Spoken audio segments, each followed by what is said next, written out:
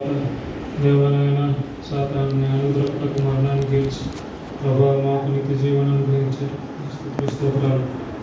సాయంకాల సమయంలో ప్రభావ మీకు మాటలను ధ్యానించుకుంటుండగా ప్రభావ మీ సన్నిధి ప్రభావ మీ ఆత్మను మాకు దయచేయండి. దేవాలైనా నాకు మీ మాటలు దయచేయండి. మీ సురుచాటను మరుగుపరచు నాతో మా ప్రియులతో మీరే మాట్లాడమని నేను తండ్రి ఈ సమయాన్ని మాకు దీవెనకరంగా చేయమని ఈ స్నానత్వం వేడుకుంటున్నాను తండ్రి. ఆమె సో నేను జస్ట్ ఈ కొంచెం సమయం ఈ యొక్క వారం గురించి ట్రెడిషనల్ చర్చ్లో మామూలుగా దీన్ని హోలీ వీక్ అంటారు. సో ఆ హోలీ వీక్ అంటే ఏంటి కొంచెం హిస్టారికల్గా అంటే కదా బైబిల్లోనే చెప్తాను నాకు ఏం జరిగింది ఈ హోలీ వీక్లో. So it starts from Sunday. మొన్న సండే ఏం జరిగింది? మట్లాదివారం అంటే ప్రభువారు యెరూషలేములో ట్రయంఫల్ ఎంట్రీ అంటారు, తెలుగులో వచ్చేసి విజయోత్సవంతో యెరూషలేములో ప్రవేశించారు. సండే అయిపోయింది. నెక్స్ట్ ఇప్పుడు మండే, ట్యూస్డే, వెడ్నెస్డే, థర్స్డే క్లుప్తంగా ధ్యానించుకుందాం. ఫ్రైడే ఎనీవేస్ మనం గుడ్ ఫ్రైడే కలుసుకుంటాం కాబట్టి ఆ రోజు ధ్యానించుకుంటాం. అండ్ సాటర్డే మనం ఉన్నాం, ప్రభువారు కూడా నిద్రించారు.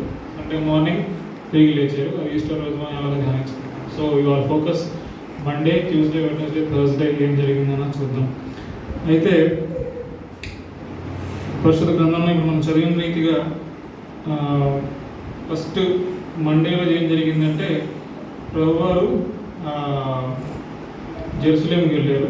జెరూసలేంకి వెళ్ళి అక్కడ మనం చదివిన రీతిగా మొదట టెంపుల్ని క్లీన్ చేశారు.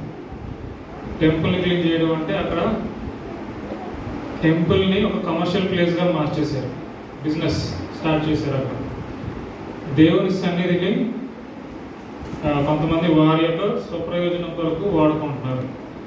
ఇది ఏ టైం అంటే ఇది పస్కా సీజన్. అప్పుడు ఏంటంటే ఇశ్రాయేలు వాళ్ళందరూ అన్ని ప్రాంతాల నుంచి యెరూషలేములోకి వచ్చి పస్కాను ఆచరిస్తారు. పస్కా బలిని అర్పిస్తారు ఫ్యామిలీ తరపున, లేకపోతే మోస్ట్ ప్రాబ్లీ ఫ్యామిలీ తరపున ఇస్తూ ఉంటారు. సో వారు బలి పశువు అక్కడికి తీసుకురాలేరు కొంతమంది కాబట్టి అక్కడ కొనుక్కుంటారు. సో ఇది ఒక బిజినెస్ అయిపోయింది. మనం కూడా చాలా చోట్ల చూసినట్లయితే చర్చెస్లో బిజినెస్ లాగా అయిపోతుంది. కొన్ని విషయాలు ఆయిల్ కానివ్వండి, కొన్ని కర్చీఫ్లు అని చెప్పి బిజినెస్ మైండెడ్గా అయిపోతుంది. అది ఎంతవరకు కరెక్ట్ నేనేం మాట్లాడను, మీకు తెలుసు. పరిశుద్ధాత్మ దేవుడు మీకు తెలియపరుస్తాడు. సో ఇక్కడ ప్రభు ఏం చేశారు? ఆ బిజినెస్ చేసే వాళ్ళని గద్దించారు. ఇక్కడ ఫస్ట్ టైం ప్రభువారు కోపంగా మాట్లాడటం చూసాం. అండ్ ఎస్పెషల్లీ మనం చూసినట్టయితే ప్రభువారు ఎక్కడ చూసినా ప్రేమతో కంపాషనేట్. ఎక్కడైతే జనసమూహాన్ని చూసిన ప్రేమ ఉంటుందంటే వారిని చూసి కనికరపడ్డారు. He was compassionate towards them అని ఉంటుంది ఇంగ్లీష్లో. సో అలాంటి ప్రభువారు ఇక్కడ మాత్రం ఎంతో కోపం చూపించారు. బైబిల్లో రికార్డ్ అయిన maybe one of the instance అనుకుంటా కోపంగా మాట్లాడటం. అది ఎస్పెషల్లీ ఎప్పుడెప్పుడైతే నేను గమనించింది ఏంటంటే ఎప్పుడైతే ఈ పరిచయాలతో కానీ ఈ శాస్త్రులతో మాట్లాడుతున్నారో ఆ టైంలో ప్రభువారు కొంచెం గట్టిగా మాట్లాడారు. వారితో ఇంటరాక్షన్ జరిగినప్పుడల్లా మ్యాక్సిమం గట్టిగానే మాట్లాడారు. అండ్ తర్వాత ఇక్కడ చూస్తుంది ఇదైతే కోపంగా చేసిన పనులు. ఎందుకని నాకు అందులో అర్థమైంది ఏంటంటే వారికి ధర్మశాస్త్రం తెలిసి కూడా దాని ప్రకారంగా జీవించట్లేదు. మిగతా ప్రజలందరికీ పాపం తెలియదు.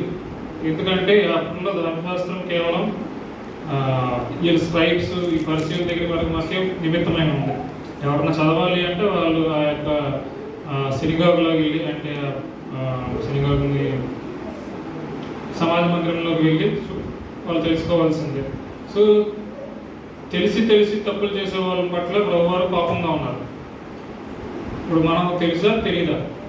ఒకసారి మనం ఆలోచించుకున్నాం. మనకు ధర్మశాస్త్రం ఇప్పుడు మనకు తెలుసా లేదా?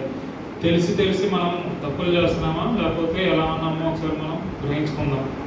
సో అలాంటప్పుడు మనల్ని చూసినప్పుడు ప్రభువారు జనసమూహాన్ని చూసి కనికరపడినట్టు చూస్తారా, లేదంటే శాస్త్రం పరిశీలన చూసినట్టు ఎలాగ రియాక్ట్ అయ్యారో అలా రియాక్ట్ అవుతారా? సో బైబిల్ మనం చదువుతున్నాం అంటే మనకు తెలుసు ఆయన ఎందుకు వచ్చాడు, ఏం చేశారో, ధర్మశాస్త్రంలో మనం ఎలా జీవించాలో అన్నీ రాసి ఉన్నాయి. ఇవి మనం చదువుతున్నాం, వారం వెంబడి వారం వింటున్నాం. కానీ దాని ప్రకారం జీవించట్లేదంటే సో మళ్ళీ సేమ్. సో మండే రోజు జరిగిన విషయాలు ఏంటంటే, ఒకటి ఇది ఏమంటారు, టెంపుల్ క్లీన్ చేశారు. టెంపుల్ క్లీన్ చేసినప్పుడు కూడా ఒక మాట చెప్పారు, నా మందిరము, మనం చూసినట్లయితే 13వ వచనం, నా మందిరం ప్రార్థనా మందిరం నడవడును అని రాయబడి ఉన్నది. అయితే మీరు దానిని దొంగలుగా చేసి వారిని. సో ప్రార్థన మందిరంగా ఉండవలసిన మన మందిరాన్ని దేవుడు అక్కడ ఏమని వారిని చెప్తున్నారంటే, మీరు దీన్ని దొంగలుగా చేశారు. సో తర్వాత మనం లేఖనాలు చదివినట్లయితే పరిశుద్ధ పౌలు గారు కొరింథీయులకు రాస్తున్నారు. అక్కడ ఏమని ఉంటుందంటే, మందిరం అంటే ఏంటి? దేవుని మందిరం, దేవుని ఆలయము మన దేహం. సో మన దేహాన్ని మనం ఎలాగా ఉంచుతున్నాం? మన దేహం ప్రభు ఆలయం అయినప్పుడు మనం ప్రార్థనా మందిరంగా ఉందా, లేకపోతే మన ఇష్టారాజ్యంగా ఉందా? కమర్షియల్గా అయిపోయిందా మన దేహం? మన దేహంలో ఏమంటారు దాన్ని, ఇప్పుడు మనం చూసినట్లు బిజినెస్ ఇదిగా ఉందా మన లోపల హృదయం, లేదంటే ప్రభుకి అంగీకారంగా ఉన్నట్లు ఉందా మన దేహం? ఎందుకంటే ప్రభు ఆలయమే ఉన్నది. దేవుడు హృదయాన్ని చూసే దేవుడు.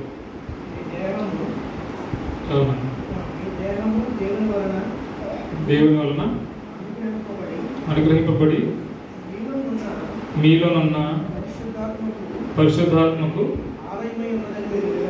ఆలయమే ఉన్నదని మీరు ఎరుగురా. సో డిఫరెన్స్ చెప్పండి. 1 కొరింథీయులు 6:19. సో సో ఆలయం గురించి ప్రభు ఇక్కడ చాలా శ్రద్ధ కలిగి ఉన్నారు. ఆలయాన్ని క్లీన్ చేసి తర్వాత ఈ మాట చెప్పారు. సో మన హృదయం అనే ఆలయాన్ని మనం క్లీన్ చేసుకోవాలి. ఈ యొక్క హోలీ వీక్లో, ఈ పరిశుద్ధ వారంలో మనము మన హృదయంలో ఎలాంటి ఇవన్నీ పరిస్థితులు అవి ఒకసారి మనం చూసుకొని మనం దాన్ని క్లీన్ చేసుకోవడానికి మనం కొంచెం టైం స్పెండ్ చేద్దాం. తర్వాత ఏం జరిగిందంటే, కోర్స్ మనం చదివిన భాగంలో తర్వాత మళ్ళీ శాస్త్రులతోటి కొంచెం ఇంటరాక్షన్ జరిగింది. అక్కడ కూడా వారు కొన్ని క్వశ్చన్స్ ఎత్తినప్పుడు తర్వాత వారిని ఒక ప్రీవియస్ ప్రవచనం కూడా ప్రభువారు చెప్పారు.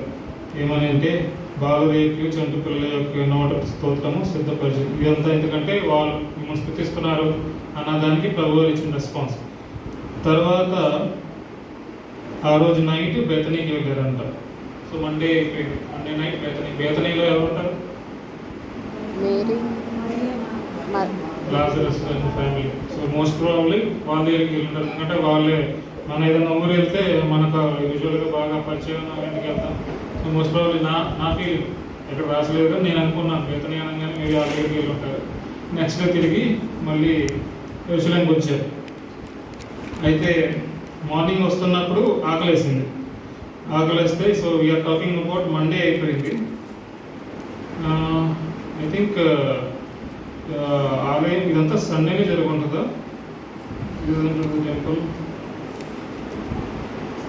లేదు, మండే అండ్ ట్యూస్డే రోజు ప్రభువారు తిరిగి వస్తున్నప్పుడు ఆకలేసింది. ఒక చెట్టును చూశారు. ఏం చెట్టు అది? అంజరపు చెట్టు. చూచి దాంట్లో ఏమీ దొరకలేదు ఆయనకి తినడానికి, ఫలాలు దొరకల. అప్పుడు ఏం చేశారు? మళ్ళీ కోపం. ప్రభువారు మళ్ళీ అంటే కర్స్ చేశారు, దాన్ని శపించారు. అంటే మనం ముందు రోజు చూసాం, వీళ్ళు తిట్టారు వీళ్ళు చేసిన పనికి. నెక్స్ట్ డే చెట్టును తిట్టారు, చెట్టును శపించారు, ఫలించలేదు. అంటే ప్రభువారు ఎక్స్పెక్ట్ చేస్తున్నారు ఫలించాలని మనం. అండ్ తెలిసి ఫలించకుండా ఉన్నట్లయితే మనం మళ్ళీ శాపానికి గురవుతాం. ప్రభువారే ఇక్కడ మాటల్లో మనం చూసినట్లయితే ఇక మీదట ఎన్నటికి నీవు కాపు కాయకుందువు గాక అంటే వాళ్ళకి శాపం. సో ఎరిగి మనం తప్పులు చేసినట్లయితే శాపగ్రస్తులు అవుతాం. ఆ విషయంలో మనం చాలా జాగ్రత్తగా ఉండాలి. అండ్ ఇక్కడ మనం చూసాం ఈ చెట్టు కూడా ఇలాగా ప్రభువుని దుఃఖపరిచింది, తర్వాత శాపానికి గురైంది. ఆత్మఫలాలు ఏంటో నేను మీకు చెప్పను. గల్తీలు 5:22 చూడండి. ఆ ఫలాలు మనలో ఉన్నాయా లేదా? కష్టం, అంత ఈజీ కాదు. ప్రభువు ఉంటేనే వస్తుంది. ప్రేమించడం అంటే చాలా కష్టమైన పని. నిన్ను వల్ల నీ ప్రభువుని ప్రేమించడం అనేది చాలా చాలా కష్టమైన పని. కానీ కేవలం ప్రభు కృప ఉంటేనే జరిగింది. ఎందుకంటే మనం ఇంకొకరిని మంచిగా చూడాలంటే ఫస్ట్ ఆయన అలా చూసాడు అన్నది గుర్తుకొస్తుంది. కానీ మనము ఇంకా దాని తర్వాత ఇంకా ముందుకు వెళ్ళాం. అరే ఆయన అన్నాడు, లేకపోతే నాకు సాయి చెప్పలా, నాకు ఇది చేయాలని వస్తాం. కానీ సో ఇంకా నేను డీటెయిల్గా వెళ్ళాను. ఆత్మఫలాలు అనేది ఒక పెద్ద ఇది. మనం ఒక్కొక్క అంశం మీద ఒక్కొక్క సర్మం మనం చెప్పుకోవచ్చు. నేను చెప్పను, కానీ ఫలించాలని మాత్రం ప్రభు వారు ఎక్స్పెక్ట్ చేస్తున్నారు ఇక్కడ మనం చూసినట్లయితే. తర్వాత ఏం చెప్పారు? విశ్వాసం గురించి ఒక పాఠము శిష్యులకు చెప్తున్నారు. నేను కొంచెం ఫాస్ట్గా వెళ్తాను. శిష్యులు ప్రభు వారు అలాగ ఖర్చు చేయంగానే ఏం జరిగింది? అది ప్రభు వారు శపించగానే వెళ్ళిపోయింది. శిష్యులు ఆశ్చర్యపోయారు, అరే ఇదేంటి అంత ఈజీగా అవ్వదు, అది అలాంటిది అయిపోయింది. అంటే ప్రభువారి నోటి మాటలో ఉన్న శక్తి, తన నోటి మాట ద్వారా ఏం చేశారు ప్రభువారు? ఇన్ ద బిగినింగ్, ఆది అందు మొత్తం సృష్టిని కేవలం నోటి మాట ద్వారా చేశారు. సో ఆ ప్రభువారి మాటలో అంత బలం ఉంది, అంత శక్తి ఉంది. సో అలాంటిది ఆయన నోటి ద్వారా శపించారు. అయితే ప్రభువారు ఏమంటారు వీళ్ళతోటి? ఓకే, మీరు చూసి మీరు ఆశ్చర్యపోతున్నారా? మీరు కూడా ఇలాంటివి చేయగలరు. శపించమని చెప్పట్లేదు, కాకపోతే మీరు కూడా ఫెయిత్ తోటి, విశ్వాసంతో మీరు అడిగితే ఈ యొక్క మౌంటైన్ కొండను చూసి నీవు ఎత్తబడి సముద్రంలో పడివేయకూడదు కాక అని చెప్పిన యెడల అలాగ జరుగునని. ఎన్నిసార్లు జరిగింది మీ జీవితంలో? కొండలు వెళ్ళిపోయినాయా విశ్వాసంతో అడిగినప్పుడు? వెళ్ళదా? కొండ అంటే ఏంటి? మన జీవితంలో ఏదో ఒక శోధన కావచ్చు, ఒక సమస్య కావచ్చు, ఒక ఇది కావచ్చు, సంథింగ్ మన శక్తితోటి మనం జయించలేము అనుకున్నాం. ఓకే, సో అలాంటప్పుడు విశ్వాసంతో అడిగితే అది జరుగుతుందని ప్రభువు చెప్పారు. సో అది జరగలేదంటే ఏంటి? ఎక్కడ ప్రాబ్లం? విశ్వాసం లేదండి. కొండ ఇక్కడ నుంచి అక్కడికి వెళ్ళిపోవడం అంటే అది సామాన్య విషయం కాదు. అయితే ఒక పాస్టర్ గారు మాకు బెల్జియంకి వచ్చారు, ఇండియన్ పాస్టరే. ఆయన ఒక చెప్పాడు అన్నమాట విషయం. ఆయన క్యాథలిక్స్ నుంచి మారాడు. క్యాథలిక్స్ నుంచి మారి తర్వాత దేవుడు ఆయన్ని పౌలుని ఎలాగ నేను అన్ని జనుల్లో వాడుకున్నాను, నువ్వు క్యాథలిక్స్ మధ్యలో నేను వాడుకుంటాను. కాబట్టి క్యాథలిక్స్ ఆయన్ని బయటకు తరిమేశారు.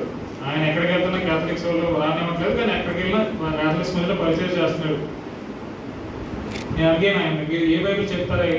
క్యాథలిక్స్ వేరే బైబిల్ ఉంది కదా అంటే, ఈ చేతిలో ఏ బైబిల్ ఉన్నాను, అది కేజీవి అలాంటి బైబిల్ ఉంది, నేను ఆ బైబిల్లో చెప్తాను, క్యాథలిక్స్ బైబిల్ అని చెప్పిన. సరే, ఆయన చెప్పిన ఇదేంటంటే ముంబైలో గోవా బెంగళూరు ఏదో ఒక ప్రాంతంలో ఒక చర్చ్ కోసం చూస్తున్నారు. పక్కన ఒక పెద్ద ప్లేస్ ఉంది, కానీ ఒక కొండ లాంటి ప్లేస్ అమ్ముతాను అన్నాడంట ఒక అతను. అది కొనుక్కొని నేనేం చేసుకుంటాను అంటే ఒక ప్లేస్తో పాటు కొండ కూడా లాంటి ప్రాంతం కూడా వచ్చేస్తుంది. సంథింగ్ నాకు కరెక్ట్గా గుర్తురావట్లేదు, నీకు ఏమైనా గుర్తుందో నాకు తెలియదు. కానీ ఆయన ప్రార్థన చేద్దాం, మనకు ఎక్స్పాండ్ అవ్వాలంటే ఇది కూడా పోవాలి కదా అని ప్రేయర్ చేశారు. దేవుడు అన్నాడు, కొండను మీరు ప్రేయర్ చేస్తే కొండ కూడా అవుతుంది. కరెక్ట్ గుర్తురావట్లేదు, కానీ మేము మోస్ట్ వాళ్ళు మున్సిపాలిటీ వాళ్ళు ఎవరో వచ్చి అది క్లియర్ చేయడానికి ఏదో కారణం బట్టి వాళ్ళే వచ్చి మొత్తం దాన్ని కట్ చేసి మొత్తం దాన్ని తీసుకెళ్ళి పెట్టారంట. సో ఇంకో వాళ్ళ పని అయిపోయింది. సో విశ్వాసంతో దేనికోసం అడిగారు? ప్రభు పని కొరకు అడిగారు. మన విశ్వాసంతో అప్పుడప్పుడు మన మన సొంత ఆటల కోసం అడుగుతూ ఉంటాం. కానీ ఒకటి చెప్పారు ప్రభు గారు, నాకు కరెక్ట్గా రిఫరెన్స్ మేము రాసుకోలేదు, కానీ తన చిత్తానుసారంగా మనం ఏది అడిగినా ఆయన మనకు అనుగ్రహిస్తారని. సో ఆయన చిత్తానుసారంగా ఇప్పుడు ప్రభు చిత్తం ఏంటి? జనం రక్షింపబడటం ఆయన చిత్తం. ఇది ఏమంటారు, ఇతరులకి సువార్త వెళ్ళడం ఆయన చిత్తం. సో ఇప్పుడు ఆయన చిత్తం నెరవేరడానికి ఆయన అడిగాడు, ఆయన విశ్వాసంతో అడిగాడు. ప్రభు మీరు ఇలా అడిగితే చేస్తారన్నది అడిగారు, అండ్ వాళ్ళ జయాన్ని చూశారు. సో మనం కూడా విశ్వాసంతో అడిగితే ఆయన ప్రభువే చెప్పారు మీరు కూడా ఇలాంటి చేయగలరని, you will receive with faith అని. తర్వాత మళ్ళీ 23వ వచనం నుంచి మనం చూసినట్లయితే మళ్ళీ ఆయన ఎంటర్డ్ ద టెంపుల్, దేవాలయంలోకి వచ్చి బోధించారు. అయితే అక్కడికి వచ్చి మళ్ళీ ఆయన ఇసుకిష్టం మొదలుపెట్టారు. నిన్న మొన్న ఎడ్వర్డ్ విలియమ్స్ గారు మాతో పాటు బెల్జియంలో అక్కడ ఉన్నారు. కొన్ని కాల్స్ మేము అటెండ్ అయ్యగలిగాం. అయితే మేమందరం కొన్ని క్వశ్చన్లు అడుగుతాము. నాకు అనిపించింది కొన్ని క్వశ్చన్లు అంటే ఆయన క్వశ్చన్ ఆన్సర్స్ ఆయన చెప్పడం అలవాటు అయిపోతుంది కాబట్టి ఆయనకు తెలుసు ఎవరు ఎలాంటి అడుగుతున్నారు. అడుగుతుంటే ఆయన వెనకాల ఉద్దేశం కూడా ఆయన తెలుసుకోవాలి. మన బైబిల్లో నుంచి అడిగే మన డౌట్స్ ఉంటాయి కదా, కొన్ని క్వశ్చన్స్ అడగంగానే ఆయనకు అర్థమైపోయింది మీ ఉద్దేశం ఏంటి అన్నారు. ఎందుకంటే ఆయన 5 సంవత్సరాల పాటు పరిచయం చేస్తున్నారు. ఆయన పనే ఇది, అన్ని చోట్ల వెళ్ళి వాక్యం చెప్తారు, మీ యొక్క క్వశ్చన్స్కి ఆన్సర్స్ చెప్పడానికి చూస్తారు. సో నాకు అనిపించింది ఫరిసీయుల శాస్త్రంలో కూడా ప్రభుని కొంచెం అలాగే ఇచ్చారేమో. ఆయన ప్రభు గారు వాళ్ళు అడగంగానే వాళ్ళు ఏ ఉద్దేశంతో అడుగుతున్నారో ఆయన తెలిసిపోయింది. సో ఎవరైతే కరెక్ట్ ఉద్దేశంతో వచ్చారో వాళ్ళకి కరెక్ట్ సమాధానం చెప్పారు ప్రభు గారు. నికోదేము ఒక మంచి ఉద్దేశంతో రాత్రి టైంలో ప్రభు దగ్గరికి వెళ్ళి అడిగారు, కూర్చోబెట్టి మంచిగా చెప్పారు. వీళ్ళంతా ఏ ఉద్దేశంతో అడుగుతున్నారు? ఆయన్ని ఇసుకించడానికి. సో వాళ్ళు ఏమవుతున్నారంటే ఏ అధికారంలో నీవు ఈ కార్యం చేయుచున్నావు, ఈ అధికారము ఎవడు నీకు ఇచ్చాను అడగగా యేసు. సో అక్కడ మనం చూసినట్లయితే స్ట్రైట్ ఫార్వర్డ్ ఆన్సర్ లేదు. మనం ప్రభు వారికి దగ్గరికి వెళ్ళేటప్పుడు మనము ఏ ఉద్దేశంతో వెళ్తున్నామో మనం చూసుకున్నాం. మనము ఆయన దగ్గరికి నికోదేము వల్ల వెళ్తున్నామా లేకపోతే పరిశీలన వల్ల వెళ్తున్నామా అనేది కూడా మనం చూసుకోవాలి. సో ఇక్కడ కూడా ప్రభు తిన్నగా వారికి సమాధానం చెప్పాల. ఏమని చెప్పారు? యోహాను ఎవరి వల్ల మీకు బాప్తిసం ఇచ్చాడు? పరలోకం నుండి కలిగినదా మనుషుల నుండి కలిగినది? 25వ వచనం మనం చూసినట్లయితే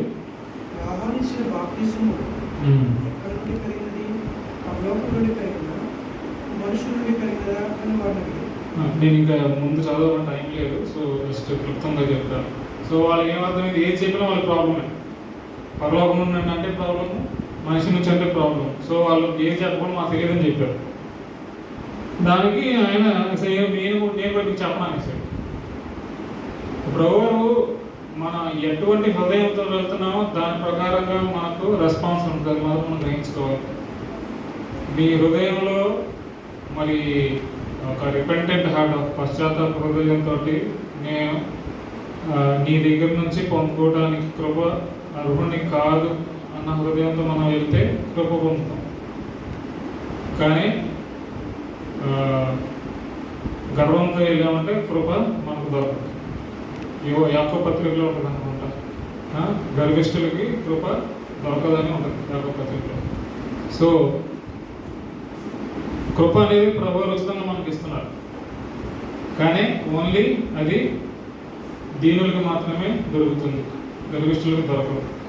సో ఇక్కడ కూడా ప్రభు వారు మనం చూసినట్టయితే వాళ్ళకి సరిగ్గా సమాధానం చెప్పలేదు.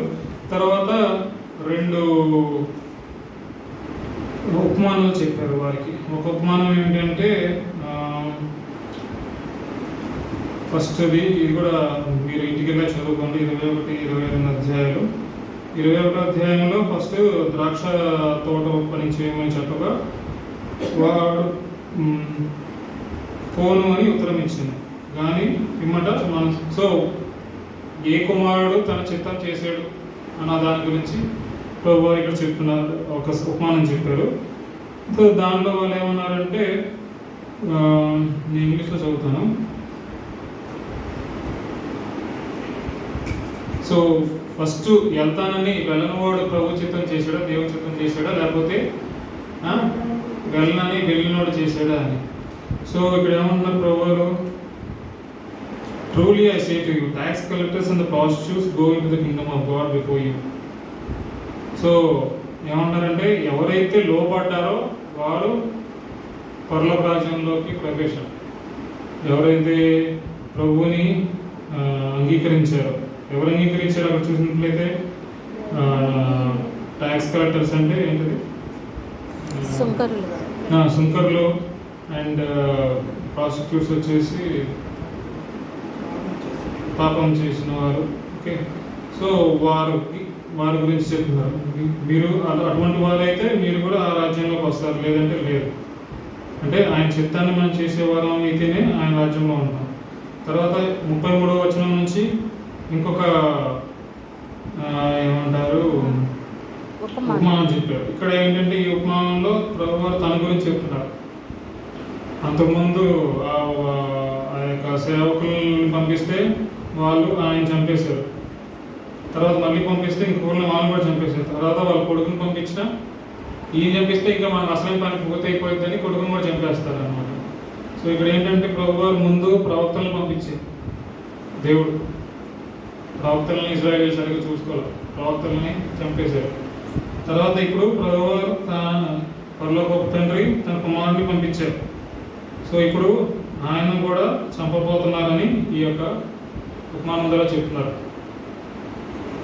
సో మనం ఇంకా ముందుకు వెళ్దాము.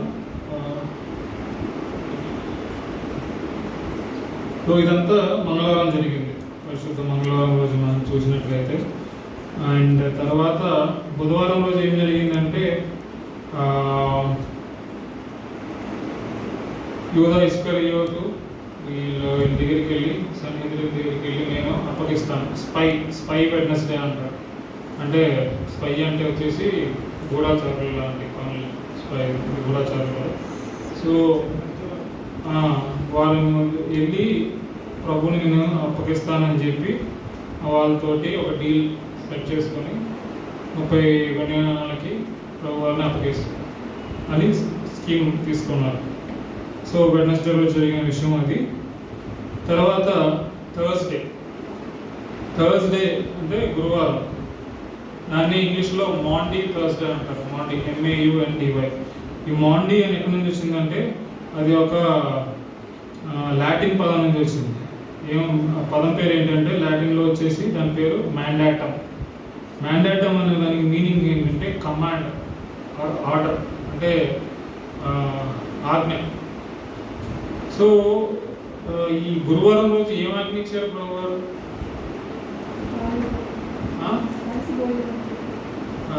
ఏం ఆజ్ఞ ఇచ్చారు? సర్వ్ చేయమని. అంటే మీరు ఆయన ఏం చేశారు? ఒక కార్యం చేశారు. ఫస్ట్ శిష్యులు కాళ్ళు కడిగి ఇప్పుడు నేను ఏం చేశాను అది మీరు కూడా చేయండి అన్నారు. కొన్ని చర్చెస్లో పాటిస్తారు కూడా ఇది. అండ్ నేను ఎప్పుడో వీడియో చూశాను ఒకసారి, స్టీఫెన్ పాల్ గారు, మనకు ఎయిర్పోర్ట్లో కలిసారు స్టీఫెన్ పాల్ గారు. ఆయన ఈసన్న గారు వెళ్ళి, ఈసన్న గారు చివరి రోజుల్లో ఆయన దగ్గరికి వెళ్ళి ఆయన కాళ్ళు కడిగి ఆయన చేశారు. సో ఇదేంటంటే సర్వెంట్ లీడర్షిప్ అన్న ఎగ్జాంపుల్ ప్రభువారు సెట్ చేశారు. మీరు లీడర్ కావాలి అంటే ఫస్ట్ నువ్వు సర్వెంట్ అవ్వాలి. అండ్ ఇది ఇప్పుడు కార్పొరేట్లో కూడా పెద్ద పాపులర్ టర్మ్, సర్వెంట్ లీడర్షిప్ అని పెద్దగా వాడుతూ ఉంటారు. బట్ ఎక్కడ నుంచి వచ్చిందంటే బైబిల్లో వచ్చింది. కార్పొరేట్ కంపెనీలో నువ్వు లీడర్ అవ్వాలంటే ఫస్ట్ నువ్వు ఒక సర్వెంట్ లాగా ఉండడం నేర్చుకోవాలి. బాస్ అంటే లీడర్షిప్ కాదు. If you are bossy that's not going to work. నువ్వు హంబుల్గా ఉండి నీ యొక్క టీంని నీతో పాటు తీసుకెళ్ళడానికంటే ఫస్ట్ నువ్వు వాళ్ళతో పాటు కలిసి ఉన్నట్టు ఉండాలి. అండ్ వాళ్ళకి నువ్వు సర్వెంట్గా ఉన్నట్లయితేనే నువ్వు ఒక లీడర్ లాగా మనకు వస్తావు అన్నట్టు. సో ప్రభువారు ఈ యొక్క ఏమంటారు దాన్ని ఆ కమాండ్మెంట్ ఇచ్చారు. తర్వాత అదే నైట్ మనం లాస్ట్ సప్పర్ కూడా చూస్తాం ప్రభు వల్ల. సో ఆ రోజు కూడా ఆయన వారితో పాటు రొట్టె వేసి ఇది నా దేహం అని, ఇది నా రక్తం అని వారికి చెప్పారు. అప్పుడు ఏం చెప్పారు? నన్ను జ్ఞాపకం ఉంచుకోవడానికి ఇది చేయండి అన్నారు. ఇది కూడా కమాండ్మెంట్ లాగే ఇచ్చారు. మనం ఒక న్యూ టెస్ట్మెంట్లో, మన ఓల్డ్ టెస్ట్మెంట్లో చూసినట్లయితే పాత నిబంధనలో చాలా రిచువల్స్ ఉంటాయి. కానీ కొత్త నిబంధనలో మనం చేయాల్సిన రిచువల్స్ అంటే ఒక బాహ్యంగా మనం కనపడేవి రెండే రెండు. ఒకటేమో ప్రభు బలలో పాల్గొనడం, బాప్తిసం తీసుకోవడం. అంటే దీన్ని ఒక ఆచారపరంగా మనం చేసే పని. ఇది ఎందుకు చేస్తున్నా? ఫస్ట్ది ఏమంటారు, బాప్తిసం ఎందుకంటే పబ్లిక్గా నేను ప్రభువుని రక్షకుడిగా అంగీకరించానని మనం తెలియజేస్తున్నాం. ఇది మన ప్రభు వల్ల ఎందుకు పాల్గొన్నాం? ప్రభు వారే ఆజ్ఞించారు, నన్ను గుర్తుపెట్టుకోవడానికి, నేను చేసిన ఒక కార్యాన్ని మీరు గుర్తుపెట్టుకోవడానికి ఇది చేయండి అని. సో మనం అది కూడా చేస్తున్నాం, ఆ ఆజ్ఞ మనం చూస్తున్నాం. తర్వాత మనం చూసినట్లయితే ఇంకా అదే రాత్రి వెళ్ళి యూదా ఇస్కరియోతు ప్రభువారిని అప్పగిస్తారు. మళ్ళీ వాళ్ళ కొండ మీదకి వెళ్ళి ప్రభువారు కూడా రాత్రి అంతా ప్రార్థిస్తారు. అండ్ శిష్యులు ఆయనతో పాటు కలిసి ప్రార్థించలేకపోతారు. కానీ ఆయన చేయబోయే గొప్ప కార్యానికి ముందు రోజు నెక్స్ట్ డే జరగబోయే గొప్ప కార్యం కొరకు ఆయన తనను తాను ప్రార్థనతో సిద్ధపరచుకుంటున్నారు. అండ్ ఎంత ప్రార్థన చేశారంటే చెమట రక్త బిందువులే కారణం. అండ్ అతను ప్రభువారిని కంఫర్ట్ చేయడానికి ఏంజల్స్ కూడా వచ్చినాయి అంటారు. దేవదూతలు కూడా వచ్చి ప్రభువారిని కంఫర్ట్ చేసినట్టు మనం చూస్తాం. సో మనము దాని తర్వాత నెక్స్ట్ డే ఆ రోజు నైటే వారు వచ్చి తీసుకెళ్ళిపోయారు. తీసుకెళ్ళిపోయినప్పుడు కూడా మనం చూస్తే ఫస్ట్ అటాక్ చేస్తారు పేతురు ఒకరి మీద. అక్కడ కూడా ప్రభువారు కనికరం చూపించారు. ఎందుకని? అన్యుడు తెలియదు, అతని మీద కనికరం చూపించారు. అండ్ అతనికి మళ్ళీ వెంటనే స్వస్థపరిచారు. బహుశా వెంటనే ఆయన కూడా రక్షణ పడ్డాడని నా ఫీలింగ్. అటువంటి హీలింగ్ వెంటనే జరిగిందంటే తప్పకుండా ఈయన ఎవరు ఆయన తెలుసుకొని డెఫినెట్గా ఆయన రక్షణ పొందుంటాడు. అండ్ మేబీ చూసిన వాళ్ళు కూడా చాలామంది దీన్ని బట్టి ఇన్ఫ్లుయెన్స్ అయ్యారు. అండ్ నెక్స్ట్ డే మార్నింగ్ మళ్ళీ ఐ థింక్ డాడీ ఆ రోజు కొంచెం చెప్తారు మార్నింగ్ ఏం జరిగింది అన్నారు. సో ఈ హోలీ వీక్లో మనం చూసినట్లయితే చాలా ఇంపార్టెంట్ విషయాలు జరిగాయి. కానీ నాకు బాగా ప్రాముఖ్యంగా నాకు ఏమనిపిస్తుంది అంటే ప్రభువారు ఆయన ఈ 3.5 సంవత్సరాల్లో చేసిన పరిచర్యను బట్టి ఫలం కోరుతున్నారు. ఈ గాస్పల్ ఎక్కడెక్కడైతే వెళ్తుందో, ఎక్కడెక్కడైతే వెతపడుతుందో అక్కడ ఫలాలు కావాలి. ఫలాలు లేని ఎడల మనకు శాపమే. ఆయన చెట్టు దగ్గర కోరారు, ఈ ఏమంటారు శాస్త్రుల దగ్గర వీరి దగ్గర కోరుతున్నారు, తెలిసి మీరు తప్పులు చేయకూడదని. కానీ ఆయన అందరి కొరకు తన రక్తాన్ని ఆ రోజు చిందించారు. ఈయన కాదు ఆయన కాదు అని ఏం లేదు, అందరి కొరకు తను శిలువలో వేలాడాడు. వీరందరూ ఎంత హింసించినా వారందరినీ క్షమించారు.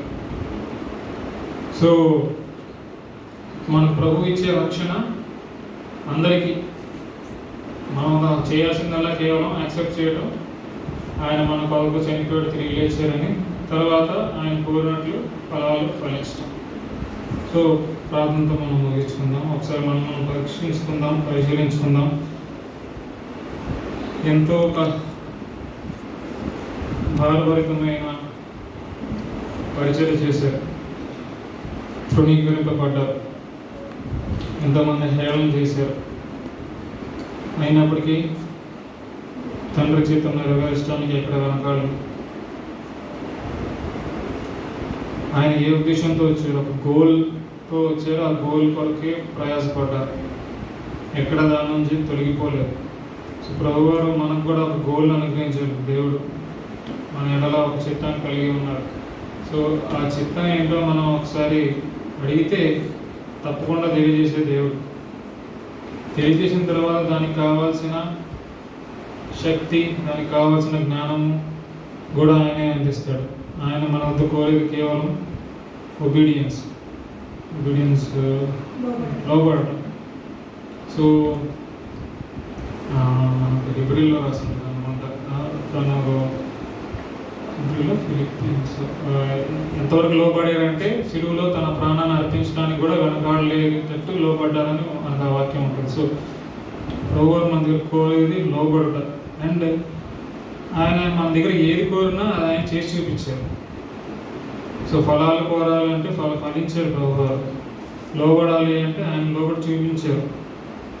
సిలువ ఎక్కే వరకు కూడా ఆయన లోబడి చూపించారు. మీరు మీ పొరుగు అని క్షమించాలి అన్నారు, ఆయన క్షమించి చూపించారు. ప్రేమించారు.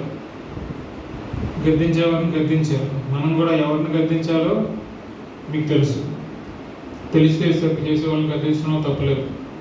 తెలియని వారికి చెప్పాలి. ప్రార్థన చేసుకుంటాం. ప్రేమ గల తండ్రి ప్రభువా, సాయంకాలం సమయంలో ప్రభువా మీ వాక్యాన్ని ధ్యానించడానికి కృపకి మీకు వందనాలు స్తోత్రాలు. ప్రభువా కనికర పూర్ణుడు, కృపాశక్తి సంపూర్ణుడు దేవాలైనా మమ్మల్ని రక్షించడం ప్రభావ.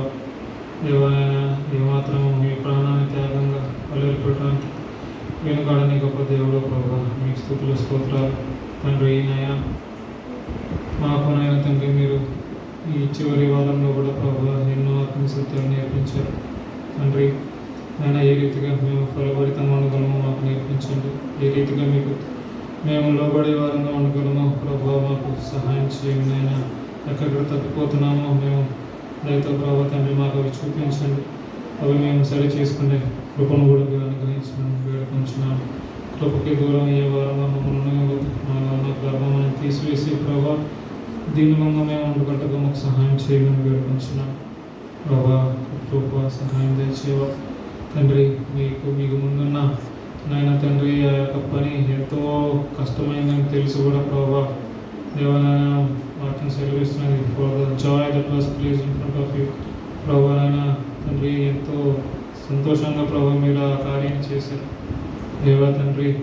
ఎందుకంటే ప్రభావ కేవలం ఆ ప్రశస్తమైన రక్తమైన ఆయన తండ్రి మమ్మల్ని విమోచించగలరు దేవానైనా. వేరే ఏ బలి అర్పణ ప్రభావ తండ్రి మమ్మల్ని విమోచించలేదు ప్రభావ.